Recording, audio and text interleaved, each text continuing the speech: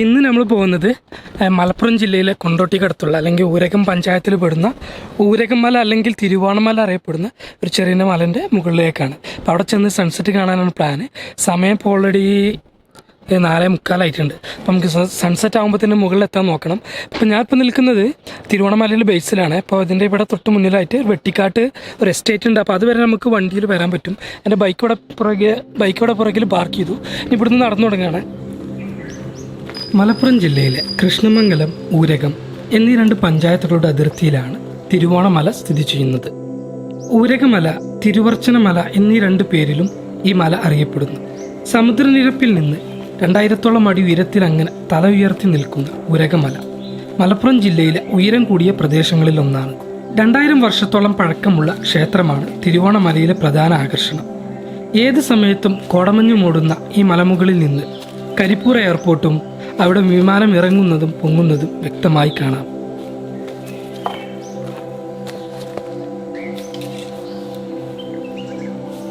ഞാനൊരു half distance ഇപ്പോൾ cover ചെയ്തു.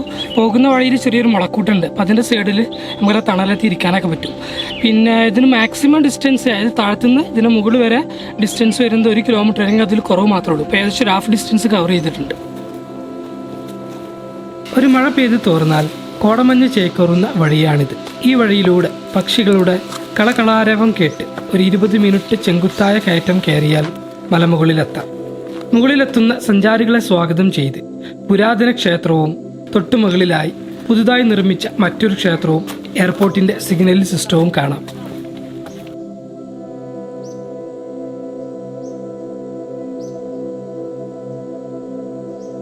ഞാൻ മുകളിലെത്തിയപ്പോൾ അങ്ങിങ്ങായി കുറച്ച് സഞ്ചാരികൾ അസ്തമയ കാഴ്ചകൾക്കായി കാത്തിരിക്കുന്നുണ്ടായിരുന്നു. എല്ലാവരുടെ മുഖത്തും ഒരു മൂകത കാണാം. പടിഞ്ഞാറ് ഭാഗത്ത് അന്തരീക്ഷം ആകെ പുകമറഞ്ഞിരിക്കുകയാണ്. ദൂരത്തേക്കൊന്നും കാണാൻ കഴിയുന്നില്ല. വ്യക്തമായി സൂര്യാസ്തമയം കാണാൻ കഴിയുമെന്ന് തോന്നുന്നില്ല. അങ്ങനെ കുറച്ചു നേരം മലമുകളിലൂടെ അങ്ങോട്ടും ഇങ്ങോട്ടും നടന്ന് ഒരു പാറപ്പുറത്ത് ഞാനും സ്ഥലം പിടിച്ചു. കുറച്ചു കഴിഞ്ഞപ്പോൾ അന്തരീക്ഷം ആകെ ചുവന്നു തുടങ്ങി. പുകമറ കാരണം ചക്രവാളം വ്യക്തമായി കാണാൻ കഴിയുന്നില്ല. നല്ല ക്ലിയറുള്ള ദിവസങ്ങളിൽ അറബിക്കടൽ വരെ ഈ മലമുകളിൽ നിന്ന് കാണാം. മേഘവലയത്തിനുള്ളിൽ അസ്തമയ സൂര്യൻ ഒളിക്കുന്നതും കണ്ട് ഞാൻ അവിടെ നിന്നു.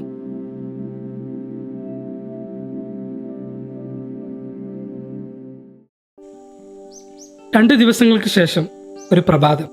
വീണ്ടും തിരുവോണ മലമുകളിൽ എത്തിയിരിക്കുകയാണ് ഞാൻ. സൂര്യൻ ഉദിക്കുന്നതിന് മുമ്പ് മുകളിലെത്തിയെങ്കിലും ചെറിയൊരു മൂടലുണ്ട് അന്തരീക്ഷത്തിൽ. പുലർച്ചെ ഒറ്റയ്ക്ക് മല കയറിയത് നഷ്ടമാകുമോ എന്നൊരു വിഷമം. സൂര്യൻ ഉദിച്ച് പൊങ്ങിയപ്പോഴേക്കും അന്തരീക്ഷം വ്യക്തമായി വരുന്നു. പുകമറകൾ നീങ്ങി പശ്ചിമഘട്ട മലനിരകൾ മുന്നിൽ വ്യക്തമാകുന്നു. അതിനു മറവിലൂടെ സൂര്യരശ്മികൾ പരന്നപ്പോൾ താഴ്വാരത്ത് രൂപം കൊണ്ട മേഘപാളികൾ കാണാം. ഇന്നലെ വൈകുന്നേരം ചെറുതായി മഴ പെയ്തിരുന്നു. അതുകൊണ്ട് തന്നെയാണ് ഇന്ന് രാവിലെ വീണ്ടും മല കയറിയത്.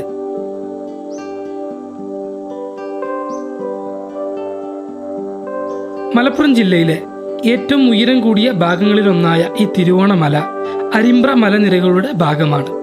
കോഴിക്കോട് രാമനാട്ടുകര മുതൽ മലപ്പുറത്തെ പൂക്കളത്തൂർ വരെ പരന്നു കിടക്കുന്ന വിശാലമായ മലനിരകളാണ് അരിമ്പ്ര മലനിരകൾ. ഈ മലനിരകളുടെ ഭാഗമാണ് തിരുവോണമലയുടെ തൊട്ടടുത്ത് സ്ഥിതി ചെയ്യുന്ന മിനി ഊട്ടിയും ചെരുപ്പടി മലയും. മുകൾ വരെ വാഹനം എത്തിച്ചേരാം എന്നതുകൊണ്ട് തന്നെ സഞ്ചാരികൾക്കിടയിൽ തിരുവോണമലയേക്കാൾ പ്രശസ്തമാണ് മിനി ഊട്ടിയും ചെരുപ്പടി മലയും. മിനി ഊട്ടിയിൽ നിന്ന് ചെരുപ്പടി മലയിലേക്ക് പോകുമ്പോൾ ക്രിസ്റ്റ് കിങ് ചർച്ച് കഴിഞ്ഞ ഉടനെ താഴ്ഭാഗത്തേക്ക് ഒരു റോഡ് കാണാം.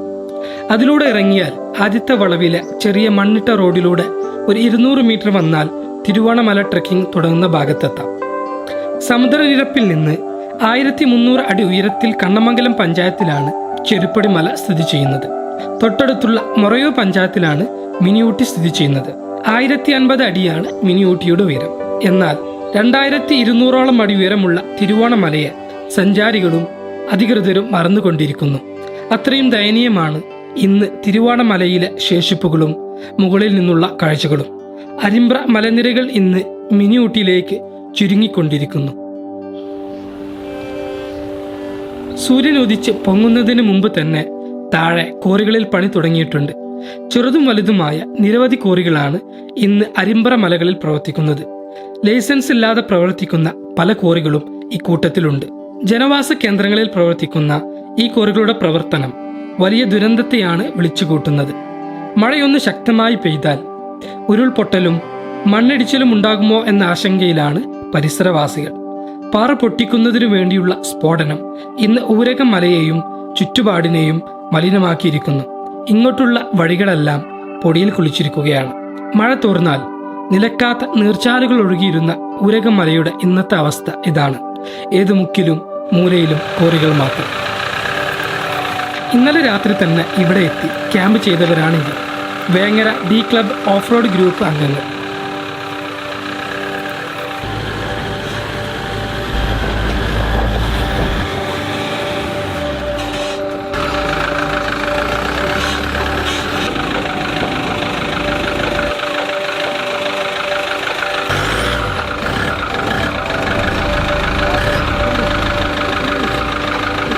ഗൂഗിൾ മാപ്പിൽ നോക്കിയാൽ ഈ മലനിരകൾക്ക് മുകളിലൂടെ ധാരാളം ചെറിയ നടവഴികൾ കാണാം. അതിൽ ചില വഴികളിലൂടെ വാഹനത്തിൽ ഓഫ് റോഡ് കയറി തിരുവോണമല മുകളിലെത്താം. ഇവർ താഴോട്ട് തിരിച്ചിറങ്ങുമ്പോൾ എന്നെയും കൂടെ കൂട്ടാമെന്ന് പറഞ്ഞിട്ടുണ്ട്. അവർ കാഴ്ചകൾ കണ്ട് റെഡിയാകുമ്പോഴേക്കും നമുക്ക് തിരുവോണമലയിലെ മുകളിൽ നിന്നുള്ള കാഴ്ചകൾ കണ്ടുവരാം.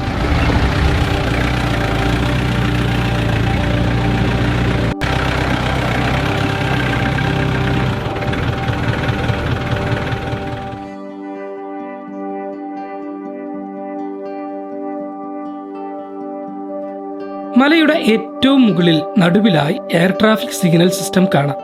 തൊട്ടടുത്തുള്ള കോഴിക്കോട് എയർപോർട്ടിലേക്ക് വരുന്ന വിമാനങ്ങൾക്കുള്ള സിഗ്നലാണിത്. ഇടയ്ക്കിടയ്ക്ക് അതിൽ നിന്ന് ഒരു റെഡ് ലൈറ്റ് മിന്നിക്കത്തുന്നുണ്ട്. ഇതിനരികിൽ നിന്ന് നോക്കിയാൽ എയർപോർട്ടും റൺവേയും എല്ലാം കാണാം.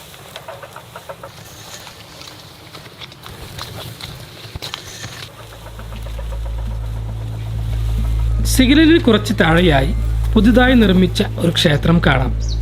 ആകെ കാട് മൂടി കിടക്കുകയാണ് ക്ഷേത്രവും പരിസരവും. ക്ഷേത്രത്തിന്റെ പേരെന്താണെന്നറിയില്ല. ചുറ്റും നോക്കിയെങ്കിലും ഒരു ബോർഡ് പോലും കാണാൻ കഴിയുന്നില്ല. കിഴക്ക് വശത്തേക്ക് തന്നെയാണ് ഈ ക്ഷേത്രത്തിലെ ശ്രീകോവിലും. മുൻവശത്ത് മുകളിലായി തത്വമസി എന്ന് എഴുതിയതും കാണാം.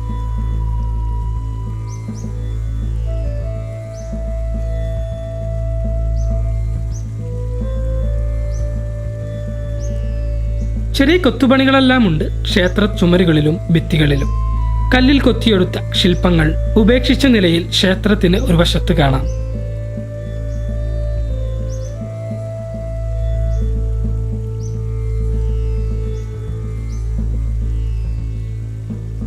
ഇതൊരു ആദിശാസ്താവ് ക്ഷേത്രമാണെന്ന് തോന്നുന്നു.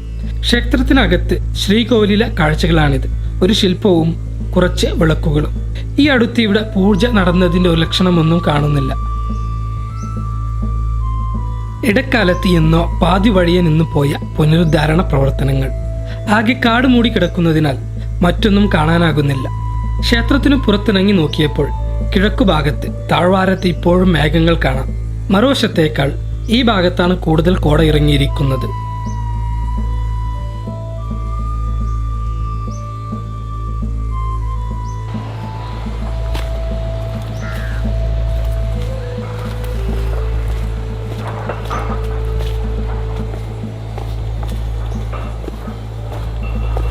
ഈ ക്ഷേത്രത്തിനു തൊട്ടു താഴെയായി ഒരു ഷെഡ് കാണാം.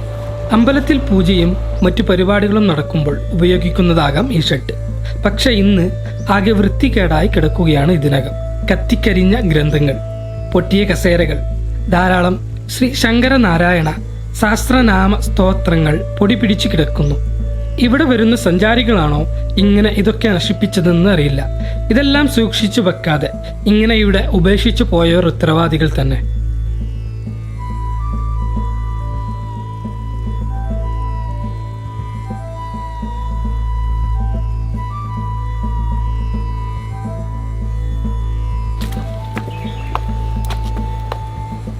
ഈ ഷെഡിന് തൊട്ട് താഴെയാണ് ഇവിടുത്തെ പ്രധാന ക്ഷേത്രം. ശ്രീ ശങ്കരനാരായണ സ്വാമിക്കായി സമർപ്പിച്ചിരിക്കുന്ന 2000 വർഷം പഴക്കമുള്ള ക്ഷേത്രമാണിത്. ശ്രീ ശങ്കരനാരായണ സ്വാമി ക്ഷേത്രമെന്നും തിരുവർച്ചനാംകുന്ന് ക്ഷേത്രമെന്നും ഇതറിയപ്പെടുന്നു. പ്രസിദ്ധമായ ശബരിമല ക്ഷേത്രത്തിനു ശേഷം കേരളത്തിലെ ഏറ്റവും പഴക്കം ചെന്ന ക്ഷേത്രങ്ങളിലൊന്നാണിതെന്ന് വിശ്വസിക്കപ്പെടുന്നു. വർഷം തോറും തുലാമാസത്തിലെ തിരുവോണം ദിനത്തിൽ മാത്രമാണ് ഇവിടെ പൂജകൾ നടക്കുന്നത്. കോവിഡ് കാരണം ഈ വർഷം ഇവിടെ പൂജയും ഉത്സവവും ഒന്നും നടന്നിട്ടില്ലെന്നാണ് അറിയാൻ കഴിഞ്ഞത്. മറ്റു ക്ഷേത്രങ്ങളിൽ നിന്ന് വ്യത്യസ്തമായി പടിഞ്ഞാറോട്ട് മുഖമായാണ് തിരുവർച്ചനാംകുന്ന് ക്ഷേത്രം. ചുമരുകൾ കരിങ്കല്ലിൽ കൊത്തിയുണ്ടാക്കിയ ഈ ക്ഷേത്രം ഇന്ന് സംരക്ഷിക്കാൻ ആരുമില്ലാത്ത അവസ്ഥയിലാണ്. 50 വർഷം മാത്രം പഴക്കമുള്ള പലതിനും ആർക്കിയോളജി ഡിപ്പാർട്ട്മെന്റ് വളരെ പ്രാധാന്യം കൊടുക്കുമ്പോൾ 2000-ഓളം വർഷം പഴക്കമുള്ള ഈ ക്ഷേത്രവും പരിസരവും നശിച്ചുകൊണ്ടിരിക്കുന്നു.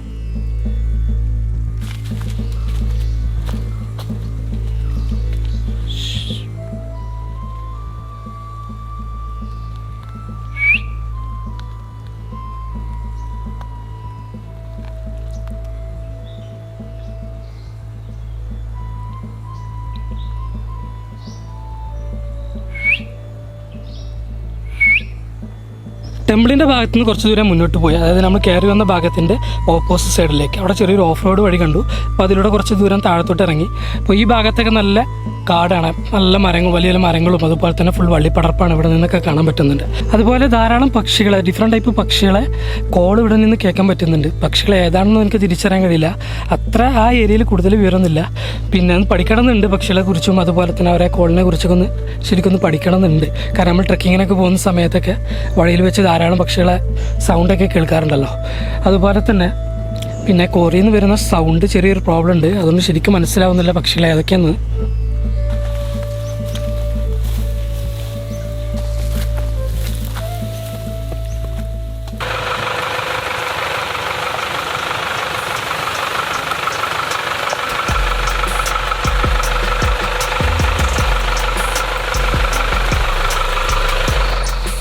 മുകളിലെ കാഴ്ചകളെല്ലാം കണ്ട് ഡി ക്ലബിനോടൊപ്പം തിരിച്ചിറങ്ങുകയാണ് ഞാൻ.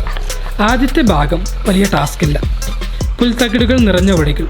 അത് കഴിഞ്ഞതോടെ തീരെ വീതിയില്ലാത്ത വഴികൾ, ചെറിയ മരങ്ങളും ചെടികളും നിറഞ്ഞ കാട്ടുവഴികൾ.